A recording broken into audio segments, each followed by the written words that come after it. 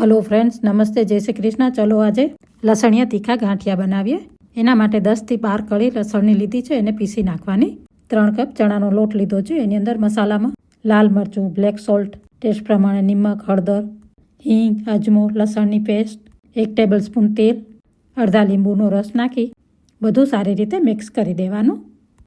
હું અજમો આગળ નાખવાનું ભૂલી ગઈ છું, તો હવે નાખી દઈશ. અજમો હાથથી મસળીને નાખવાથી એનો ટેસ્ટ સારો આવે, તો એને મસળીને જ નાખવાનો. સરખી રીતે મિક્સ કરી થોડું થોડું પાણી નાખી અને લોટ બાંધી લેવાનો અને લોટ મીડિયમ સોફ્ટ બાંધવાનો. 3 કપ લોટની અંદર પોણા કપ પાણીની જરૂર પડી છે. તમને કદાચ ઓછું કે વધારે પણ જોઈએ તો લોટ બાંધતી વખતે થોડું થોડું પાણી નાખીને જ લોટ બાંધવાનો.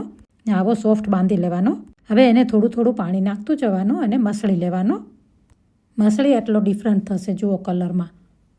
આવી રીતે બધો મસળી અને પછી ગાંઠિયાના સંચાને ઓઇલથી ગ્રીસ કરી દેવાનો. ત્યારબાદ એની અંદર ગાંઠિયાનો લોટ ભરી અને સંચો આવી રીતે બંધ કરી દેવાનો. મેં તેલ ગરમ કરવા પહેલાં જ મૂકી દીધું છે. તો હવે એની અંદર ગાંઠિયા પાડી દઈએ. ગાંઠિયા પાડો ત્યારે ઓઇલ મીડિયમ ગરમ હોવું જોઈએ. વધારે ગરમ હશે તો ગાંઠિયાનો કલર અને ટેસ્ટ બંને બદલી જશે, અને ઓછું ગરમ હશે તો ગાંઠિયાની અંદર તેલ રહી જશે.